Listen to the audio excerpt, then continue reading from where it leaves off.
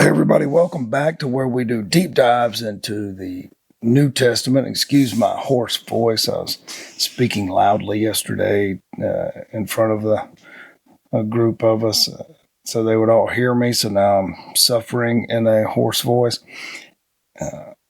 Previously, and we were talking about how Jesus appeared to contradict himself because he gave us specific prayer to pray and said, God, Jesus, the Father knows everything that we're praying for. But then he says, now ask and you shall receive. So it's pretty fascinating. Go back and check that out. And we are now in Matthew chapter 7, verses 12, right after that, where this is pretty good instruction, actually. Treat others like you want to be treated. We all want to be loved and respected and heard.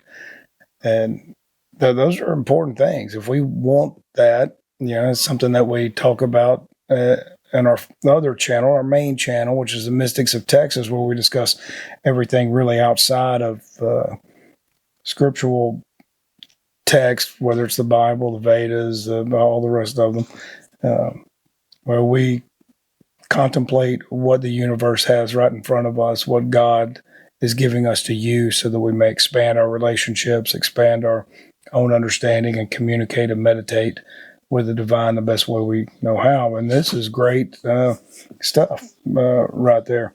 And then in chapter 7, verse 13, wide is the gate and broad is the way to destruction. Well, that certainly is true. And,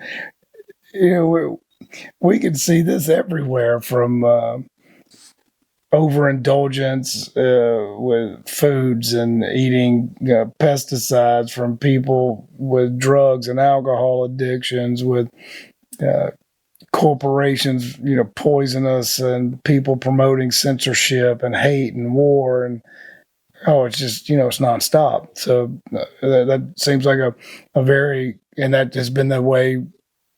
Such hate and war and destruction has been the human story. So Jesus is making an astute observation. And it seems like he's also telling us to be aware of it. Like, hey, you need to be aware of of this thing.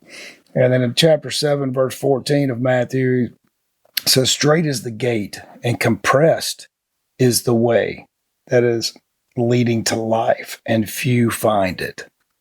Well, that's definitely true. You can see that. First of all, nobody's perfect. And you can see that it is very difficult to be self-aware, to try to be, to learn yourself and be a really good person. And that is very arduous task, and few people attempt to do it. So, obviously, he's right there. And if you go on to chapter 7, verses 15, this is more good advice. He said, take heed of false prophets who come into you in sheep's clothing and inwardly raven wolves.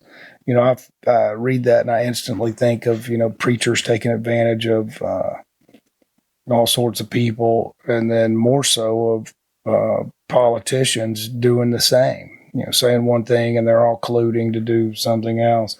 So that's, of course, that's another astute observation, and we should always be aware of anybody under those circumstances. But it seems Jesus means anyone not preaching his word.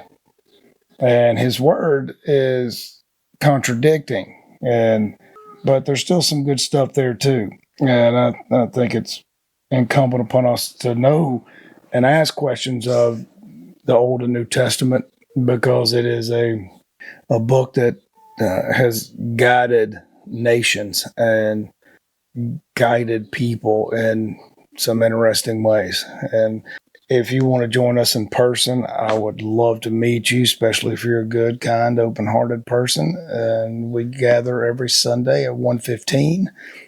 And you can find out more at the mysticsofTexas.com. mysticsofTexas.com. And if you enjoyed these bite-sized dives into the Bible, then like and subscribe, and we'll see you next time.